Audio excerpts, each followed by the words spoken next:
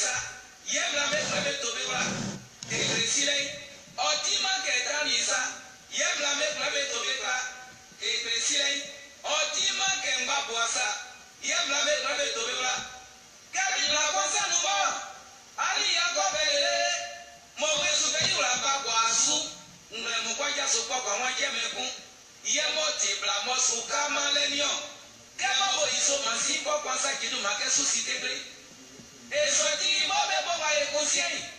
Be mo ni aso ku la bo be bla sana. E yi be ku so nu. Ya so za ba re ya ko na nu ke. O ma la bla ye ga ja lo ha be le mu. E ga be su kwa yo le. O ti to pie mon pie o.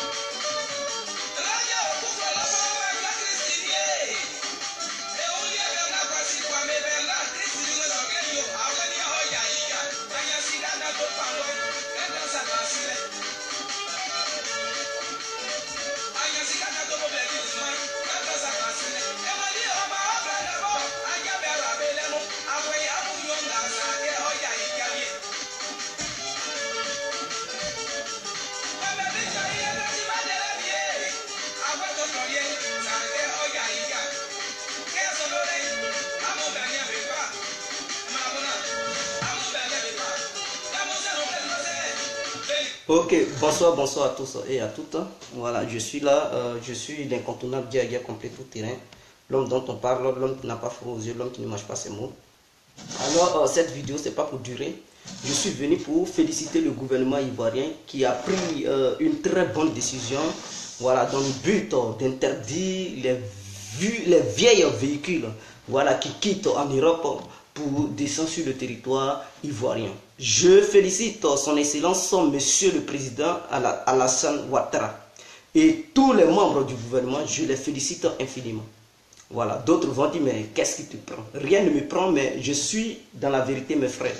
Vous savez, les pays francophones ont assez de paresse. Les pays francophones ne veulent rien fabriquer, ne veulent pas investir dans la technologie. Les pays francophones en Afrique sont en arrière. Souvent, ça fait mal. Il faut prendre des décisions qui vont contre le peuple. Comme ça, le peuple va se mettre au travail. Ça fait mal. Ce n'est pas facile parce que beaucoup de citoyens ivoiriens profitent du commerce automobile pour pouvoir se nourrir, voilà, dans le transport. C'est-à-dire les apprentis, les chauffeurs et les propriétaires des trucs, des véhicules. C'est dans ça ils trouvent leur pain, voilà. Mais pourquoi le président a pris ça? Il a pris ça parce que ça peut permettre aux gens de travailler. Vous Ivoiriens, vous peuple ivoirien, vous citoyens ivoiriens, c'est à vous que je m'adresse. Vous avez passé des milliers d'années en train de conduire des voitures, mais vous ne savez même pas fabriquer une petite voiture. Quand tu manges le riz, il faut apprendre à cuisiner le riz. Et il faut aussi apprendre à s'aimer le riz. Tu ne peux pas dire que tu aimes le foutou et tu ne sais pas faire le foutou. Tu ne sais même pas piler le foutou. C'est-à-dire toi-même tu ne sais pas comment on prépare le foutou. Ta femme ne sait pas comment on prépare le foutou. Mais c'est vous qui aimez le foutou. Vous aimez rouler dans les voitures, c'est-à-dire les bacas, les taxis et tout ça. Vous aimez faire le transport. Mais vous ne savez pas fabriquer une petite voiture. C'est-à-dire une petite pièce d'une voiture, vous ne savez même pas fabriquer. Donc quand on interdit ça, vous criez. Mais démontrer aux yeux du monde entier, démontrer au gouvernement ivoirien que non, malgré que Le gouvernement a interdit les vieilles véhicules sur le territoire ivoirien, mais vous êtes capable de fabriquer des voitures neuves pour pouvoir rouler sur le territoire ivoirien. C'est de ça qu'on attend. Voilà les Nigérians. Eux, il y a longtemps, ils ne prennent pas les voitures, les francs au revoir pour amener ça au Nigeria. Jamais. C'est-à-dire, eux, il y a longtemps, là, ils ont stoppé ça. Pourquoi? Parce que le peuple nigérian a investi dans le domaine automobiliste, truc automobile.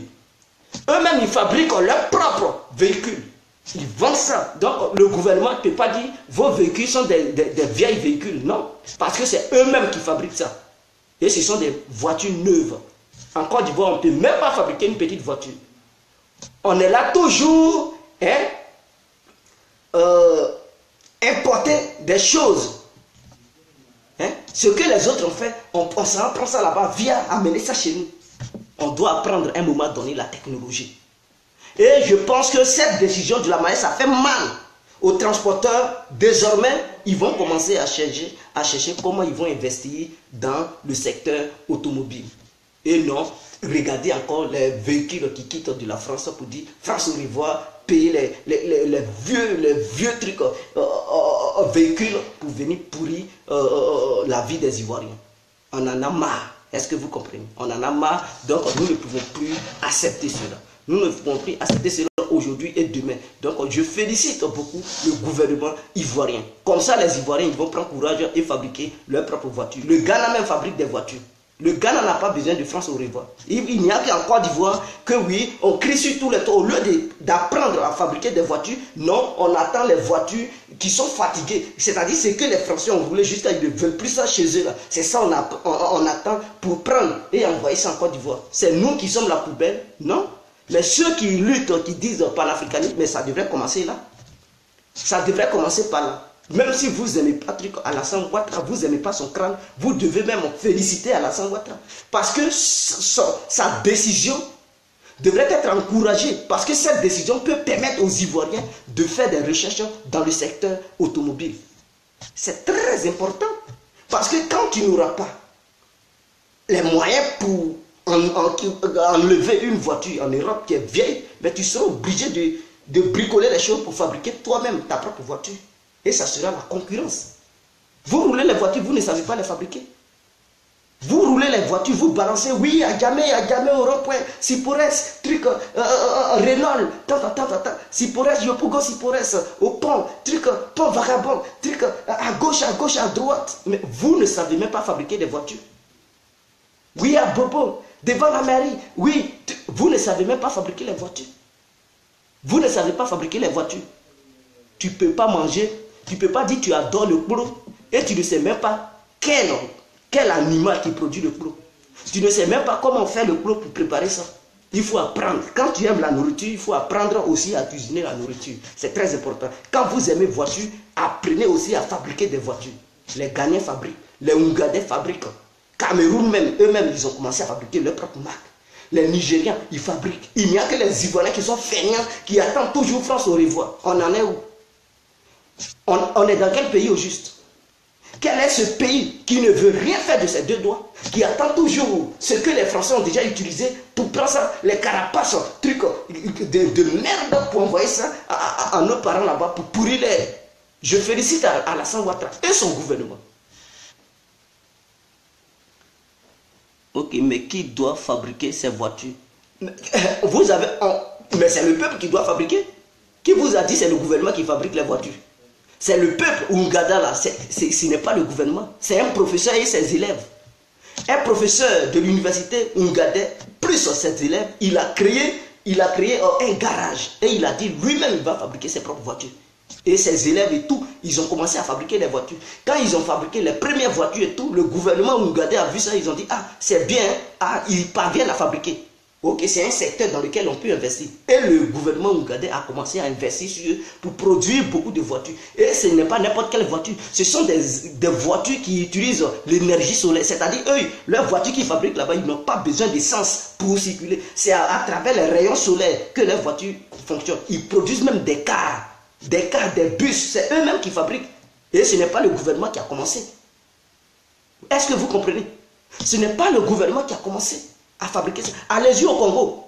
Congo-Kinshasa. Ce n'est pas le gouvernement qui a... C'est-à-dire, les Congolais eux-mêmes, ils fabriquent leurs propres bateaux. Les navires, les gros navires que vous voyez, qui prennent les conteneurs, qui quittent en Europe, là. Les Congolais eux-mêmes, ils fabriquent ça. Et ce n'est pas le gouvernement qui a investi là-dedans. C'est-à-dire, c'est un Congolais. Un Congolais comme ça. Un grand... il a été ingénieur, mais il ne travaille plus. Et il a décidé... Et il a aussi appris la soudure. Donc, ce dernier, il a commencé à faire quoi? Il a réfléchi, il dit, ah, est-ce que ce n'est pas normal d'investir dans ce secteur? Et ce monsieur a pris la décision de faire appel aux différents soudeurs congolais qui savent bien souder. Je parle des bons soudeurs, il les a fait appel. Et lui-même, il fait le plan. Il fait le plan et les soudeurs, ils découpent les matériels. Ils découpent les matériels et ils font moteur, tout. C'est le monsieur même qui fait ça sur place. C'est-à-dire, il montre aux soudeurs qu'est-ce qu'il doit faire. Il a fait appel aux électriciens. Voilà, ceux qui sont dans l'électricité pour faire l'électricité du bateau, le système. Et tout ça, il a fait appel à beaucoup de monde.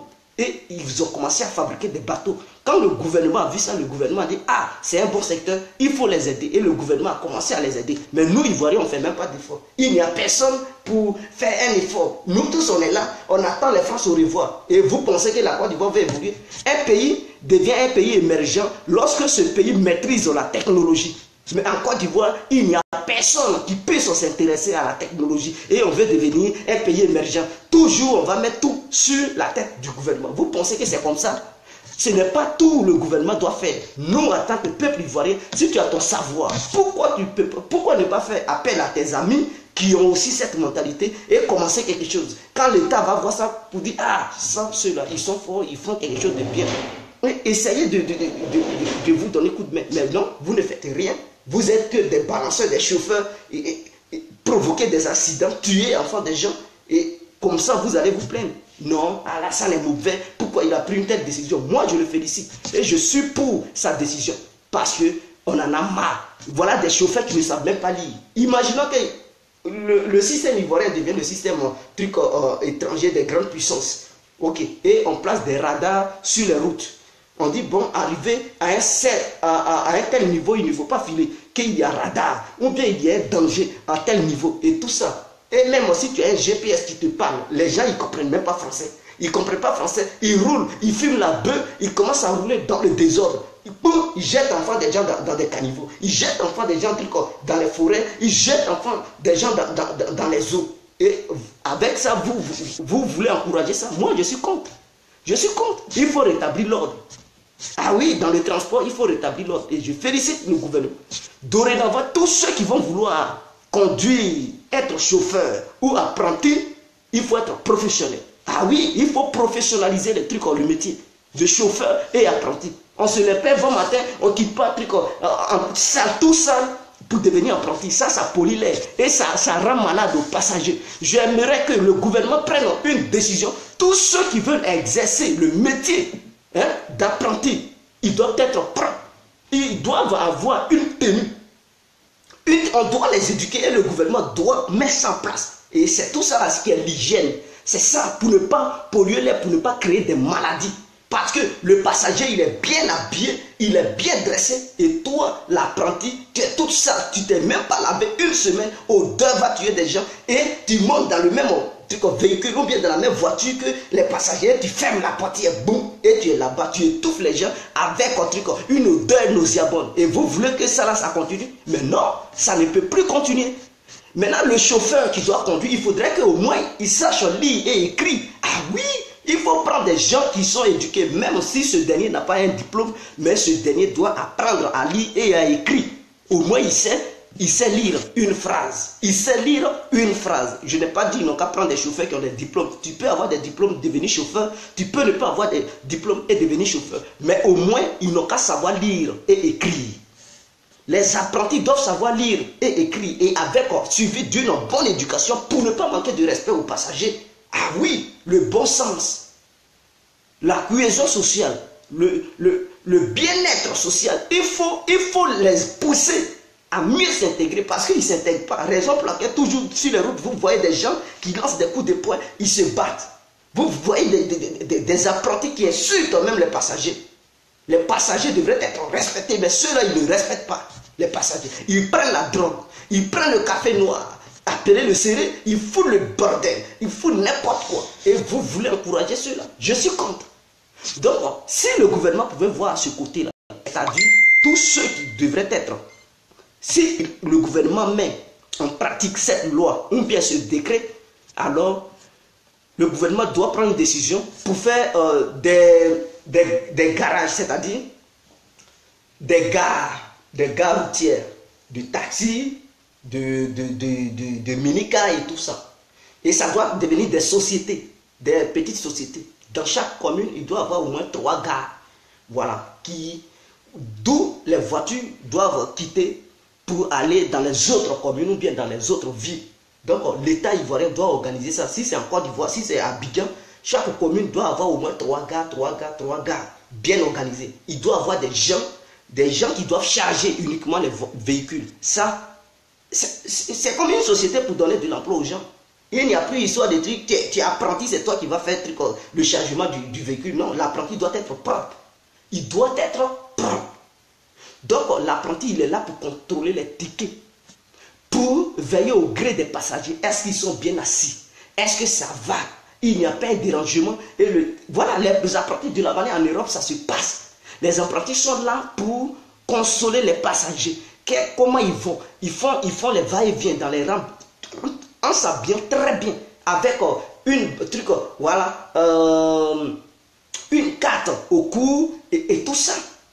Bon parfum sur le corps. Voilà comment. L'hygiène d'abord, parce qu'il ne faut pas permettre aux passagers de respirer une odeur nauséabonde. Quand même, nous sommes dans une grande société, un grand pays comme la Côte d'Ivoire. On doit se respecter. Et donc, ceux qui doivent charger les bagages, eux, ils travaillent uniquement à la gare. Et ils seront payés par semaine. C'est-à-dire, ils vont faire un travail hebdomadaire. Donc, ils seront des salariés directs. Que tu ailles à l'école ou pas, mais il faudrait que tu saches lire. Comme ça, tu ne vas pas mélanger les bagages. Tu sais que sur chaque bagage, ils doivent numéroter et écrire le nom de la cliente ou bien le numéro de son ticket. Comme ça, tu ne peux pas faire une erreur. Donc, ceux qui doivent charger les bagages, ils seront des apprentis.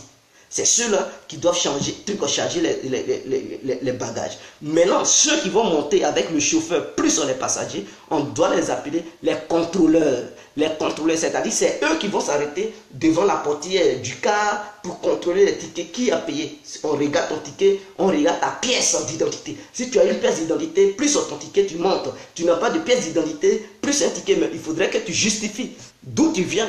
Voilà pourquoi tu n'as pas de document. Il faudrait que tu justifies aux gens. Ou bien si tu as mis ton document, si tu as fait photo pour mettre ça dans ton portable, il faut leur montrer l'écran de ton portable où se trouve ton document. Ou bien il faudrait que tu justifies que oui, réellement, tu n'es pas en Côte d'Ivoire de façon illégale et que ta famille vit bel et bien en Côte d'Ivoire. Et dès lors, tu vas donner le numéro des membres de ta famille. On doit les appeler, les contacter, demander toute information sur toi si réellement ils te maîtrisent. Si ce n'est pas le cas, on doit t'envoyer au poste de police pour te contrôler, pour éviter aussi les attentats, pour éviter aussi les infiltrations des terroristes. Voilà comment il ne faut plus donner le temps aux terroristes de se déplacer d'une ville à une autre. Donc il faut contrôler tout ça. Tu n'as pas de papier, mon frère, on doit t'amener à la police. Ou bien tu dois montrer ta famille à l'autorité. On doit demander toute information. Au cas où tu fous le bordel, c'est ta famille, ils doivent arrêter. Ah oui, parce que c'est cette famille qui a dit oui, elle te connaît et tout ça.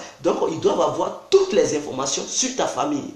Au cas où tu fous la merde et que les gens ne te voient pas, ta famille aura des soucis, des sérieux problèmes. Donc je pense que dans ce sens, personne ne va prendre l'engagement d'un individu qui va vouloir venir semer le désordre sur notre territoire, la Côte d'Ivoire. Il faut rétablir l'ordre. Donc les contrôleurs, eux, ils vont accompagner les passagers. Il y aura des gens qui vont charger. Ceux-là, ils seront les apprentis. Ils sont que là pour charger les passages, les bagages dans les cars, voilà, et tout ça. Et ils seront payés par semaine. Les contrôleurs seront payés par mois. Le chauffeur, lui, à son tour, il sera payé par mois parce qu'il est un salarié. Il va travailler pour une société. Et c'est comme ça. Il faut organiser les choses. Et donc, c'est l'État qui va surveiller ça. Si tu es un citoyen ivoirien qui veut travailler, mais va là-bas. Tu vas demander travail dans une compagnie. Est-ce que tu veux charger les camions, les cars, ou bien tu veux être contrôleur? Alors, dès lors que tu deviens contrôleur, tu dois avoir au minimum un petit diplôme, le BEPC. Tu dois avoir le BEPC parce que, voilà, maintenant, un chauffeur, c'est quelqu'un qui a son permis plus son diplôme, le BEPC. Ah oui, le chauffeur doit avoir son permis plus le BEPC. Tous ceux qui n'ont pas de BEPC et qui n'ont pas de permis, soit ils deviennent des chargeurs de camions, de cars. Voilà, ils doivent devenir des apprentis.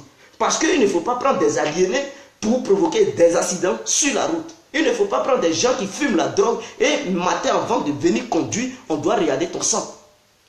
Tu dois souffler dans un appareil si tu n'as pas fumé la drogue. Parce qu'il ne faut pas aller jeter enfant des gens en brousse. Il ne faut pas aller tuer. Parce que cette année, vous avez vu les accidents qui se sont produits. C'est parce que l'État n'a pas de contrôle sur ces chauffeurs-là. Chacun, ils finissent de boire, ils sont nés, c'est-à-dire ils sont fatigués, saoulés, ils se saoulent la gueule, ils prennent le volant, ils roulent en désordre, ils s'en vont percuter d'autres véhicules et puis ça crée de la catastrophe. Au moins 100 morts sur place, 200 morts sur place, 300 morts sur place. Vous pensez que les familles de ces gens qui meurent, ils sont contents? Sont contentes? Non, leurs familles ne sont pas contentes. Donc il faut contrôler tout ça. En Europe, c'est ça. Tu es dans la voiture, on te contrôle. La police t'arrête, tu dois souffler dans un appareil pour voir si tu as bu ou bien si tu es drogué. Ah oui, si c'est le cas, mais ils vont t'arrêter. Tu auras une amende. Et si c'est en Côte d'Ivoire, on t'attrape, tu es un chauffeur, tu as bu, tu es saoulé, tu es au volant, on t'attrape. C'est-à-dire, tu vas travailler, mais le mois, on ne te paye pas. Au cas où tu ne veux pas travailler, parce que tu sais que tu ne vas pas recevoir ton salaire fin du mois, mais tu vas faire une prison de 2 semaines ferme. Soit tu acceptes la prison de 2 semaines ferme, ou soit tu travailles gratuitement 1 mois sans être payé. Et comme ça, ils seront droits comme ça. Quand tu veux boire, il faut boire la nuit. Comme ça, tu n'es pas au volant. Ou bien si ce n'est pas à ton tour, tu peux boire. Mais si c'est à ton tour de prendre enfant des gens, il ne faut pas boire pour mettre leur vie en danger. Il faut contrôler ça. Il faut contrôler. Et d'autres pays, c'est comme ça, ils font pour éviter les accidents. En fait, je ne suis pas vraiment d'accord avec toi. En tout cas, ces chauffeurs et les apprentis, quand ils sont vieux et qu'ils ne peuvent plus travailler, ils deviennent des mendiants. Voilà, donc il faut organiser l'appareil. Moi, j'encourage l'État. Si l'État pouvait suivre ce chemin, moi, je suis là décrit le système belge. Comme ça, c'est comme ça se passait. Ah oui, c'est comme ça se passe. Et encore, il y aura le métro en Côte d'Ivoire, mais ça va encore donner de l'emploi. Pourquoi les gens ont peur? Pourquoi les gens ont peur? Parce que tous les apprentis ils pensent que non, ils vont leur priver des trucs de leur boulot. Non, vous allez charger des voitures. Vous allez charger, c'est pas à Abidjan seulement, il y aura truc. Ça sera sur toute l'étendue du territoire. Donc, vous allez, si à Abidjan, on dit il n'y a plus de place, mais vous pouvez vous déplacer, soit aller à Boaké, ou bien aller à Yamoussoukro, aller à San Pedro, aller à Divo, aller à Ferkessédougou, aller à à Bassam. Il y aura des gars partout. L'État va organiser ça pour que chaque citoyen ivoirien puisse avoir un petit boulot. Donc, votre salaire, ce n'est plus le chauffeur qui va décider combien il va vous payer, c'est l'État qui va décider directement parce que avant d'aller devenir chargeur de camion ou bien chargeur de car, mais ton nom sera enregistré. Tu vas avoir une carte. Donc c'est l'État, tu vas ouvrir un compte bancaire. Chaque fin du mois, on vit ton argent, on ne te donne pas main à main. On ne te donne pas main à main. Tu ouvres ton compte bancaire, chaque fin du mois, l'État va virer ton argent, ton salaire, de la manière on fait pour les enseignants. Il faut organiser ça comme ça. Comme ça, le peuple va s'habituer. Maintenant, si vous êtes trop fâché, mais allez-y fabriquer des voitures de la manière les autres pays font. Fabriquez votre propre voiture. Vous ne savez même pas fabriquer une petite aiguille et c'est vous qui vous fâchez. On fait pas. Si tu es trop fâché, va fabriquer une voiture, on te voit. Tu es trop gonflé là, il faut fabriquer taxi ou bien baka, on va voir. Vous savez conduire les baka, mais vous ne savez même pas fabriquer.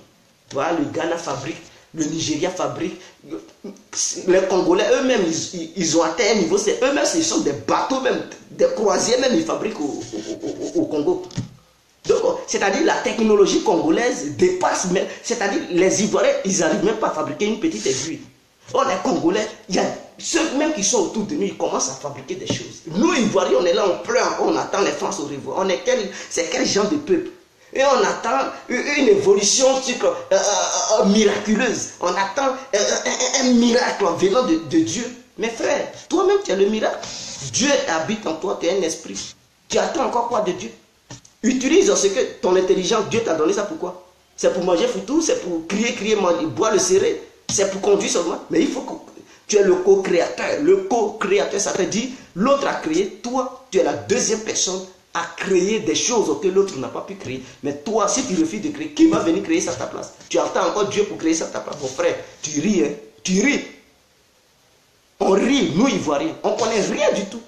Donc, merci encore à nouveau pour ce décret que le gouvernement ivoirien a pris. Et tous ceux qui vont, je demande au président de rester sur sa position. Il ne faut même pas que le président va céder. Et c'est comme ça.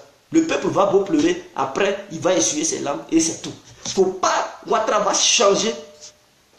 Faut pas, il va changer de position. Je demande aux membres du gouvernement de rester sur leur position. Pour arranger un pays, il faut être souvent dur. Il faut prendre des décisions dures. Tous les pays qui sont émergents, c'est pas l'émergence n'est pas quittée en haut, au ciel pour tomber. À un moment donné, pour arranger un pays, il faut être dictateur, il faut être dur. Il ne faut pas jouer à ton peuple pour faire passer certaines lois, pour faire passer certaines règles. Comme ça, quand tout va aller bien, le peuple va, on pleurait, mais vraiment, vous comprenez, on pleurait, mais vraiment ça nous arrange. La Chine a été développée suite à la dictature de Mao. Les Chinois criaient au début, mais après, aujourd'hui, ils profitent, ils sont heureux. Parce que leurs dirigeants, à son temps, avaient pris des décisions très dures. Mais ça va. La Corée du Nord, oh, les gens, ils ne mangent pas, Mais avec les décisions que les dirigeants nord-coréens ont prises, aujourd'hui, la Corée du Nord est devenue une puissance nucléaire. Nul ne peut encore aller jouer sur ce terrain glissant. Même les grandes puissances qui existent, il n'y a pas une puissance qui va se lever pour aller jouer maracana sur leur territoire. Ah oui, ça va dégénérer, ça sera un conflit international. Donc ils ont intérêt et ils respectent ce pays. Tout ce qu'ils peuvent faire, ce sont les sanctions. En dehors de ça, ils ne peuvent rien faire. C'est pas sur le plan militaire, ils pourront gagner. Ils ne peuvent pas gagner sur le plan militaire. Ce sont les sanctions seulement qu'ils vont prendre. Pourquoi? Parce qu'à un moment donné, ils ont pris des décisions. La France, aujourd'hui la France, parce que pourquoi? De Gaulle avait pris des décisions dures. L'Amérique est l'Amérique, parce que pourquoi? Le premier président américain qui s'appelait je ne sais pas si c'est Washington, et tout ça là, il avait pris des décisions dures. La Russie est aujourd'hui la Russie parce que les Kalin, les Lénine, ils étaient durs, ils avaient pris des positions dures. On les appelait les dictateurs. Si on te parle de Kalin ou bien Lénine, ce sont des gens qui ont vécu, qui ont pris à un moment donné des décisions pour que la Russie soit aujourd'hui la Russie. Pour qu'elle puisse influencer le monde entier. Ce n'est pas dans les chantages que ces pays sont devenus puissants. Vous comprenez? Pour que le Ghana soit comme ça, là, il fallait que Rawlings prenne des décisions dures envers le peuple ghanéen pour rétablir l'ordre. Aujourd'hui, les Ghanéens, ils sont heureux, ils profitent. On prend toujours exemple sur eux. Mais vous pensez que c'est dans la plaisanterie, ils ont écouté le premier, et puis le Ghana est devenu stable. Quand on parle de démocratie, c'est au Ghana. Quand on parle d'une élection à peser, c'est au Ghana. Il n'y a pas histoire de coup d'État dans cette temps-ci. En Côte d'Ivoire, si avec cette tension, c'est-à-dire, moi, le gouvernement doit être très dur. Même aussi, je suis là-dedans, je n'en dis pas. Le gouvernement doit être très dur. C'est Gbagbo qui a voulu se jouer les poulets. Un gouvernement, il faut être dur, sévère, pour changer les règles. Dans les négociations, il faut quitter dans ça. Il faut, à un moment donné, il faut être très dur. Parce que tous ceux qui ont joué avec leur pouvoir, qui passent leur temps à faire des négociations, à un moment donné, ils ont chuté. À un moment donné, ils n'ont pas pu faire quelque chose pendant leur règne. Ils n'ont rien foutu. Mais si tu veux faire quelque chose, il faut être dur pour rétablir, faire quelque chose, ce que tu veux faire. Mais si tu veux être mou et regarder les négociations, écouter, tu ne pourras jamais. Parce que le peuple ne cessera jamais de crier sur tous les toits. Le peuple est toujours comme ça. C'est-à-dire, il faut beau faire, le peuple ne te reconnaîtra jamais à 100% ce que tu fais. C'est-à-dire, tu es bien fait, le peuple, il aura toujours des oiseaux de mauvais augure qui vont toujours aller contre. Et même moi, particulièrement, j'ai compris cette loi. Et je félicite le président. Maintenant, tous les Ivoiriens et toutes les Ivoiriens qui sont fâchés, qui sont trop gonflés, je vous demande et je vous lance un appel de vous orienter dans la technologie. Créons des voitures, nous-mêmes en marque ivoirienne. La marque ivoirienne. Comme ça, l'État ivoirien ne va plus dire, non, ce sont des vieilles voitures. Non, tu as fabriqué ça, ce n'est plus une vieille voiture. Et vous qui vous plaignez, vous les syndicats, chacun aura son petit véhicule pour conduire en Côte d'Ivoire. Tu n'as plus besoin de payer des milliers d'euros, parler de trucs, de dédouanement et tout, parce qu'elle est fabriquée sur ton propre territoire. Les Ghanéens, ils n'ont plus besoin de ça.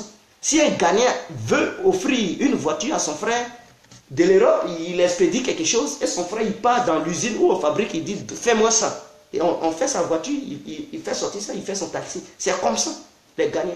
Ils n'ont plus besoin de France au revoir. Ils s'en foutent de France au revoir. Parce qu'eux-mêmes, ils savent fabriquer. Donc, n'attendons pas l'État. Toujours, c'est ça le problème des francophones. Ils regardent toujours dans la bouche. Chez eux, ils pensent que c'est le gouvernement qui doit tout faire. Mais si tu as une technologie en toi, pourquoi ne pas la développer? Tu ne peux pas appeler tes amis. Tu ne peux pas. Est-ce qu'il n'y a pas des soudeurs en Côte d'Ivoire? Quand vous faites les portes, là, c'est le gouvernement qui vous donne l'argent pour fabriquer les portes, pour faire les trucs. Mais si les soudeurs, ils ont des projets comme ça, s'ils savent bien fabriquer, il y a des soudeurs et des soudeurs. Pourquoi ne pas vous unir et créer des projets, c'est-à-dire des voitures? Voiture là, c'est tol on prend. Hein? Pour faire truc la couverture de la voiture, c'est tol on prend. Est-ce qu'il n'y a pas des gens pour faire le plan de la voiture? Et les soudeurs, ils vont regarder le plan, ils vont exécuter, couper les fers qu'il faut couper. Couper les fers qu'il faut couper. Et maintenant, démonter les moteurs des anciens véhicules, regardez ça, comment ils ont fabriqué. C'est ça le petit blanc, c'est ça on dit, il faut tricher. Savoir tricher, c'est tricher l'autre qui a fait. Les vieux véhicules sont en Côte d'Ivoire. Les vieux véhicules sont là. Pourquoi ne pas démonter, regarder les moteurs, cas par cas, et prendre d'autres fers pour fabriquer ça? Produire, reproduire les mêmes choses. Reproduire. Mais il y a des gens qui sont talentueux en Côte d'Ivoire. Ils peuvent le faire. Ou bien réhabiliter les moteurs. Vous pouvez démonter un nouveau moteur et regarder. Et les anciens véhicules de la Côte d'Ivoire qui ne fonctionnent plus, qui sont dans les garages, vous partez à Koumassi, les taxis verts sont garés, ne roulent plus. Et ça y est là, il y a des moteurs. Vous pouvez démonter ces moteurs pour regarder les nouveaux moteurs. Comment ils ont fait, qu'est-ce qui manque dans l'ancien moteur. Pourquoi ça ne fonctionne plus. Et vous regardez, vous améliorez. C'est ça, il faut tricher. Le fait d'améliorer, un jour, vous pourrez vous-même fabriquer des moteurs marques ivoiriennes. Et c'est ça les Nigérians font. Les pièces détachées que les Nadia vendent en Côte d'Ivoire, ils sont remplis à Trasheville, à Makori, ils vendent là-bas. C'est eux-mêmes qui fabriquent ça. C'est eux-mêmes les soudeurs du Nigeria. C'est-à-dire, ils regardent chaque pièce de chaque véhicule. Ils regardent et ils reproduisent les mêmes choses. Ils regardent, ils prennent les mesures, ils reproduisent les mêmes choses. Et jusqu'à aujourd'hui, les Nigériens, ils ont commencé à maîtriser. C'est-à-dire, ils fabriquent toutes les pièces qu'une voiture a. Eux-mêmes, ils produisent ça. Et ils prennent ça, leur marque, ils viennent, ils vendent ça en Côte d'Ivoire. Et nous, on ne fait que payer. Oh, vraiment. Ce sont les Africains fabriquent des pièces. Nous, on s'en va. C'est-à-dire les Ivoiriens, quand leurs véhicules sont gâtés, toujours, ils sont dans les trucs, dans les boutiques des Ibo, là. Ibo, les Nigériens. Ils sont là-bas. Et est-ce que tu n'as pas une pièce? Ils leur vendent des pièces détachées. Chez eux, ces pièces viennent de l'Europe. Non, ces pièces ne viennent pas de l'Europe. Excusez-moi.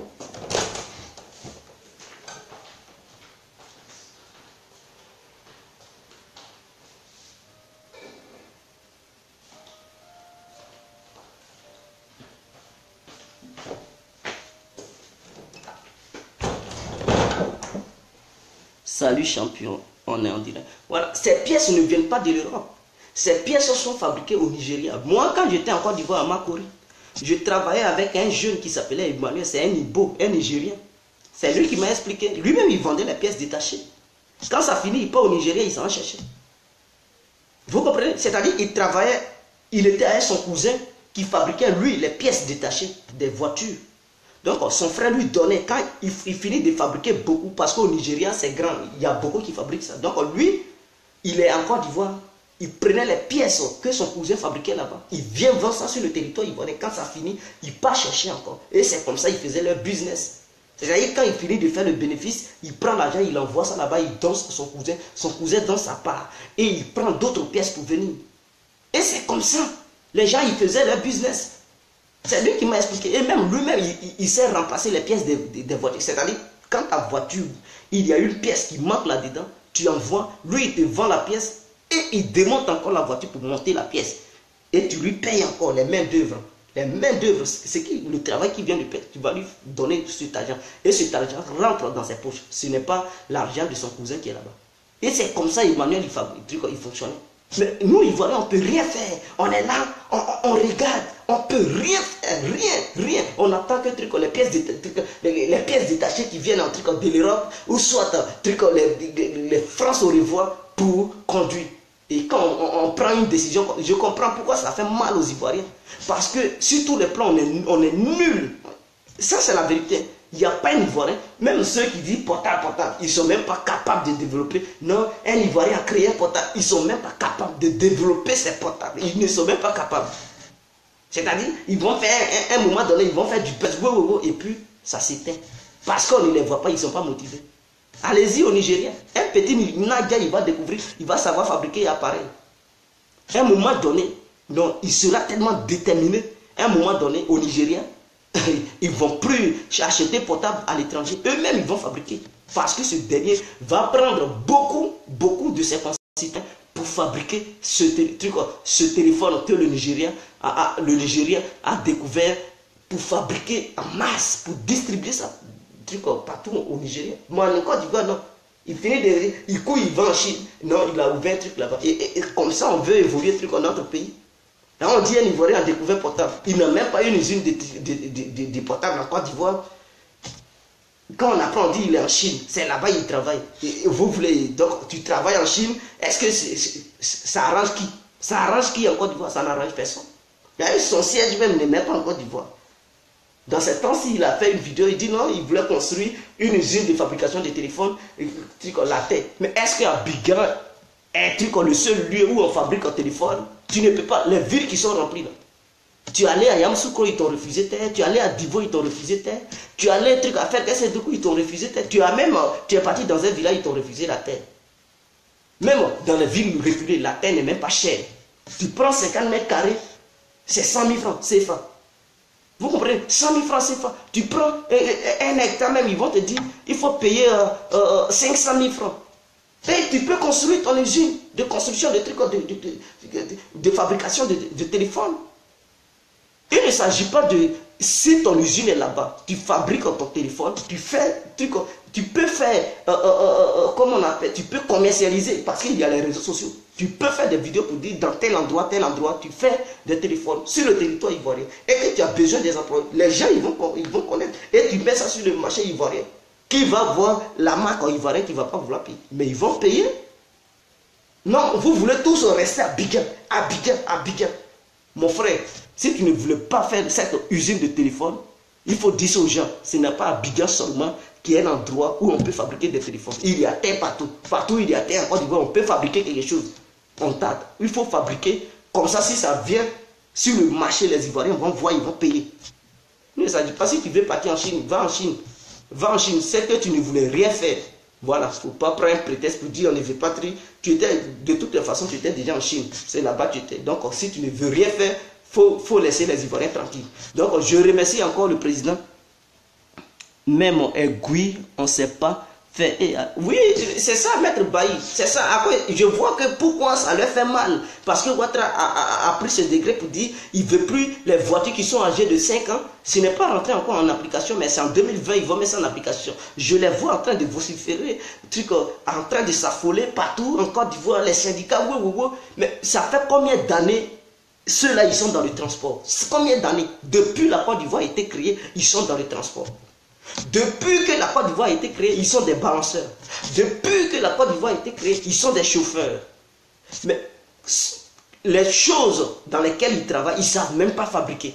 Quand on dit même une portière d'une voiture, ils ne savent même pas fabriquer une portière. Même le volant, ils ne savent même pas faire ça. Le frein, ils ne savent même pas. C'est quand c'est gâté, ils rentrent en bas, gasoil, vessure, et là je suis mécanicien.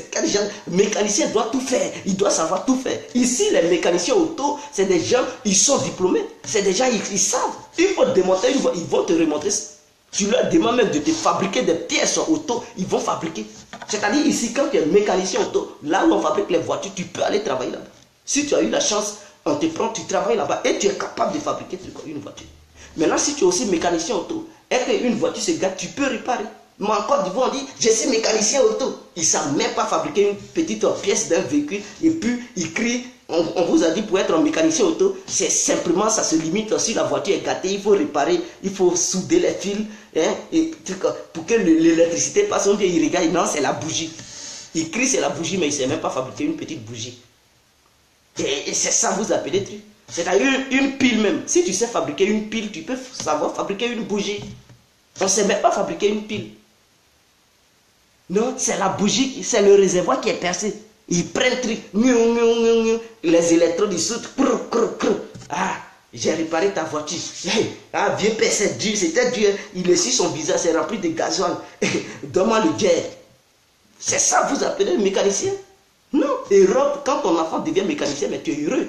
Parce qu'il peut travailler dans des coins, dans des secteurs les plus développés, c'est-à-dire où on fabrique les avions, où on fabrique les voitures. Parce que c'est une haute technologie, ce n'est pas mécanicien où on s'en se coucher en bas de voiture et puis gasoil verse dans le truc aux yeux des gens. Ce n'est pas ça. Ici, mécanicien auto, mais non, ce sont des diplômes. Il faut savoir fabriquer ce qu'on appelle la voiture. Et c'est ça les Européens. C'est-à-dire, il n'y a pas ici, il n'y a pas à demi-mesure. Il n'y a pas. C'est-à-dire, si tu décides d'être un soudeur, tu es un soudeur professionnel. Ce n'est pas la soudure, on prend un marteau, on tape sur le truc, les tonnes, pour fabriquer les portes. Non. Quand on te parle de la soudure, ici, il y a plusieurs branches. Tu peux rentrer sous l'eau, la mer, pour aller souder un bateau. Est-ce qu'un soudeur en Côte d'Ivoire peut rentrer sous l'eau pour aller dépanner un bateau qui coule au milieu de la mer? Mais non, ici, les soudeurs, c'est leur spécialité. Est-ce que tu peux aller souder aile d'avion? Mais c'est la soudure qui fait ça aussi.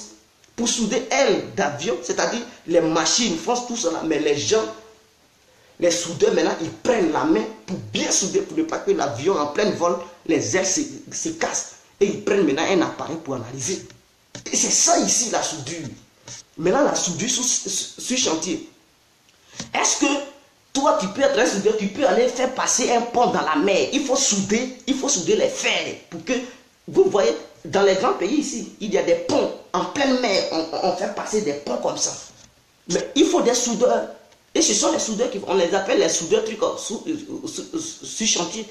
C'est eux qui s'en vont arrêter les fers sur lesquels ils vont couler le béton pour ne pas que la mer casse le pont. Pour que le pont puisse se tenir et les véhicules vont passer sur ce pont. C'est-à-dire, vous voyez la Russie, il y a un grand pont qui relie la grande Russie à la Crimée. Le pont qu'ils ont fait là-bas, ce sont des soudeurs qui ont fait plus des ingénieurs et tout. Mais en Côte d'Ivoire, quand on parle des soudures, il n'y a même pas un bon soudeur. C'est-à-dire, eux, chez eux, fabriquer une porte, c'est fini, tu es soudeur. N'importe quoi. On ne peut même pas évoluer dans la technologie. Allez-y faire des recherches sur les réseaux sociaux. C'est quoi la soudure? Et vous allez comprendre, c'est quoi une soudure. Quand on dit oui, lui là, il est plombier. Chez eux, en Côte d'Ivoire, quand on dit la plomberie, c'est quoi? Hey, c'est ceux qui regardent dans les toilettes, ils vident caca des gens. Ou bien c'est ceux qui placent les robinets dans la maison des gens. Mon frère, plomberie là, c'est pas comme ça se limite. Ici, quand on dit que tu es plombier, tu peux placer un système dans un bâtiment pour faire passer l'eau. Tu es plombier aussi, le sanitaire, c'est-à-dire tu peux faire passer le gaz parce qu'ici il fait froid. Donc comment faire pour réchauffer une maison? Et tu dois travailler dans la soudure. Quand tu es plombier, on t'apprend en même temps la tuyauterie. Parce que c'est dans les petits tuyaux que le gaz passe. Si tu as mal fait, mais tu as tué les gens. Parce que s'il y a fuite de gaz dans une maison, ceux qui sont là-bas, ils risquent de mourir. Donc c'est ça qu'on appelle la plomberie. L'Ivoirien même qui était sur le plateau, qui parlait de la plomberie en Suède, qu'il avait fait la plomberie en Suède, ben, quand je l'ai regardé, j'ai été satisfait. Parce que moi, j'ai fait ça à moitié, j'ai étudié ça à moitié, j'ai laissé. Et je sais comment on fait ça.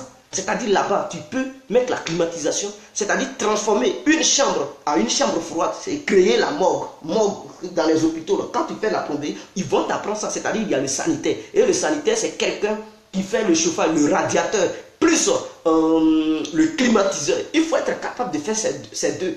Et maintenant, il y a tout ça là-dedans. C'est un grand truc qui enveloppe tout.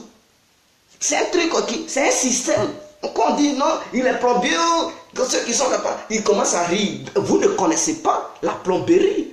C'est bien fait. Ici, surtout, il fait froid, là, les plombiers, l'argent qu'ils gagnent, mais ils ne sont pas au chômage. Ici, tu es plombier, mais tu gagnes, tu as ton propre truc, ta propre entreprise, mon frère. Voilà comment les Blancs viennent, ils sont les clients. Parce que l'autre, si son radiateur tombe à panne, il ne peut pas dormir dans la maison. Il va être congelé comme ça, dur. Il est obligé de réparer. Il doit prendre crédit pour réparer. Et toi, c'est ton domaine. Tu ne chômes pas. Et quand tu as des travailleurs, tu les envoies sur tous les fronts. Ils s'en vont réparer. Le soir, ils viennent, le jeton. C'est toi qui es le patron. C'est-à-dire, quand ils vont sur le terrain, c'est toi qui fixes le prix. Tu traites le blanc. Et il ne peut pas négocier là-bas pour dire bré. Il n'y a pas histoire de bré. C'est-à-dire, ce que tu dis au blanc, c'est ce qu'il va te payer. Il n'y a pas surplus, il n'y a pas moins. Maintenant, s'il est très content qu'il augmente un goissou, c'est pour toi. Donc, le patron, il sait comment l'autre va gagner là-bas. Comment l'autre, l'argent vient. Et par mois, il vous paye. Ou bien, si vous voulez un travail journalier, chaque jour, il vous paye. Et c'est comme ça, ça fonctionne. En Côte d'Ivoire, on n'est même pas capable de faire ça. On n'est pas capable. Et quand on prend la décision, on est obligé de crier. Ici, en Belgique, tu ne peux pas prendre une décision pour dire, faut plus. Les gens vont prendre une voiture qui vient d'un autre pays et puis le peuple va crier. Non, le peuple ne va pas crier parce qu'eux-mêmes, ils sont capables de fabriquer leur propre voiture. Donc, ils s'en foutent. Au contraire, ils vont dire, oui, Dieu merci. Nos voitures vont fonctionner. Ça va, nos entreprises vont nous donner l'argent. En France, tu ne peux pas dire, bon, on interdit les voitures venant des autres pays. Et les Français vont crier scandale. Wow, non. Parce qu'ils savent que la France peut produire ses propres véhicules. Voilà. Mais en Côte d'Ivoire, comme on ne peut pas, on est obligé de crier. Remuer truc. Là où il y a la boue, on tape là jusqu'à la poussière apparaît là. Et on veut faire quoi avec ça? Non, pays émergent. Je félicite le gouvernement. Il faut prendre ces décisions sévères. Ça va conduire au peuple ivoirien d'être courageux et travailler. Si on est trop fâché, on n'a qu'à créer des voitures. Nous-mêmes, on n'a qu'à s'orienter dans la technologie. La technologie est très importante, mes frères. C'est parce qu'on n'a pas la technologie que, raison pour laquelle on pleure tout le temps. Quand le gouvernement prend une décision, on est obligé de pleurer. Parce que la technologie nous manque. On ne connaît rien. On passe notre temps dans les églises, dans les mosquées. Au lieu de faire des recherches, découvrir, inventer, on est obligé d'être là, danser. Prier. C'est ça qui met l'Afrique en retard. On passe tout notre temps à prier. Pendant que d'autres passent leur temps dans des laboratoires, en train de faire des recherches, des calculs, des découvertes. Et ils créent, ils nous vendent. Et maintenant, le peu qu'on a pour survivre, on est obligé de prendre pour aller payer. Mais toi, tu es comment et lui, il est comment? C'est pas la même tête là, c'est pas le même cerveau. C'est pas la même tête, c'est pas le même cerveau. C'est pas le même sang. Il y a combien de groupes sanguins? Mais les différents groupes sanguins, c'est ça, tous les êtres humains de ce monde. Il n'y a pas les blancs, ils n'ont pas leur groupe sanguin à part, et les noirs, leur groupe sanguin à part, mes frères. Groupe sanguin que le noir a, le blanc a, c'est ça le noir aussi a. Ils ont le A, B, A, truc O, le A plus, B plus, B moins, A moins, et tout ça. Mais ils ont ça. Pourquoi? Nous aussi on a ça. Pourquoi on attend toujours les choses qui viennent d'eux? Pourquoi nous-mêmes on ne peut pas fabriquer pour amener ça chez eux, pour dire on peut? Non, c'est eux. Quand on nous appelle les sous-hommes, c'est ça. On n'est pas capable de fabriquer quelque chose. Ils ne peuvent même pas aller tricher sur nous pour dire, ah, les Noirs ont découvert ça, on va aller, c'est-à-dire, comment on fait ça? Envoyer des services secrets pour détecter notre technologie, ils vont vouloir voler ça. Parce que les grandes puissances volent des technologies entre elles. Mais en Afrique, on n'a même pas de technologie. Ils vont aller chercher quoi là-bas pour dire technologie? Tout ce qu'ils vont chercher, c'est notre richesse. Le sous-sol. Parce qu'on manque de technologie, notre sous-sol, la richesse, on est obligé de les vendre. Leurs sociétés viennent en copier. Parce qu'on manque de technologie. Et on pleure. On est dans la pauvreté. Mais tant qu'on ne comprendra jamais que c'est dans la technologie que l'Afrique pourra se réveiller, mais on va toujours pleurer pendant des milliards d'années, des millions d'années, on va toujours rester dans les pleurs. C'est la technologie qui peut sauver l'Afrique. Et au moment où il aura la technologie, une grande technologie africaine, l'Africain ne va plus appeler truc par exemple Bolloré, Bouygues, truc Vinci, ou bien Sagem pour venir exploiter le sol africain. Nous-mêmes, on pourra même faire des machines pour exploiter nos propres sols, créer des usines pour transformer nos matières premières. Mais si le blanc, il sait que si toi-même tu transformes tes produits en matière, en produits finis, ou bien produits semi-finis sur place, mais il ne va plus avoir l'argent. Or, lui-même, il sait que comment tu ne peux pas, parce que tu n'as pas la technologie. Qui va te donner les machines pour transformer ces produits? Mais c'est lui encore le blanc.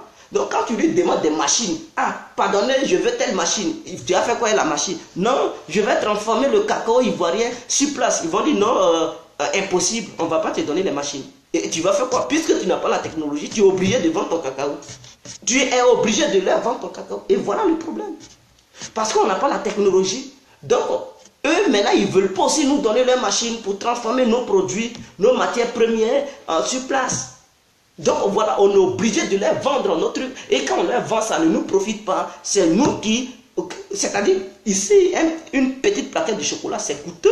C'est coûteux. Mais en Côte d'Ivoire, regardez, 1 kilo de cacao, ils vont faire ça à 800 francs. Par exemple, à 600 francs. Or, le kilo de cacao, ça va faire des milliers de plaquettes de chocolat qui vont coûter des milliers d'euros. Vous comprenez? Imaginons qu'on fabrique ça sur place. D'abord, ça va donner de l'emploi aux gens. Et eux, maintenant, c'est eux qui vont aller en Côte d'Ivoire pour payer ça cher. Et venir vendre ça chez eux. Et donc, l'argent qu'ils vont prendre pour investir chez nous, cher, mais cet argent va profiter au peuple. Mais on n'a pas la technologie. Tu apprends quelle machine pour fabriquer? C'est chez le blanc, tu vas aller pour demander machine. Mais quand tu vas aller là-bas, la machine que tu vas lui demander, il va dire non, je ne te donne pas. Mais s'il ne te donne pas, tu as fait quoi? Tu as dit je ne te donne pas mon cacao. Ah, mais il faut prendre ça, tu as te puriger. Prends le cacao, tu vas te puriger. Et tu ne peux pas prendre ça pour te puriger. Tu es obligé de les vendre. Et donc, tu vas les vendre. Et c'est comme ça qu'ils nous gagnent parce que nous manquons de technologie, mes frères et sœurs. On ne peut pas parler de développement quand on n'arrive même pas à s'entendre sur les dirigeants. Voilà. Donc, c'était mon soutien au gouvernement ivoirien suite à ce décret. Je remercie tout le monde. Ciao, ciao. Vive la Côte d'Ivoire. Vive toute l'Afrique. On est ensemble. C'était l'incontournable bien compris. Ok, il y a un match de football. Ce soir, donc, tout le monde devant sa télé à 20h45. Voilà, ciao.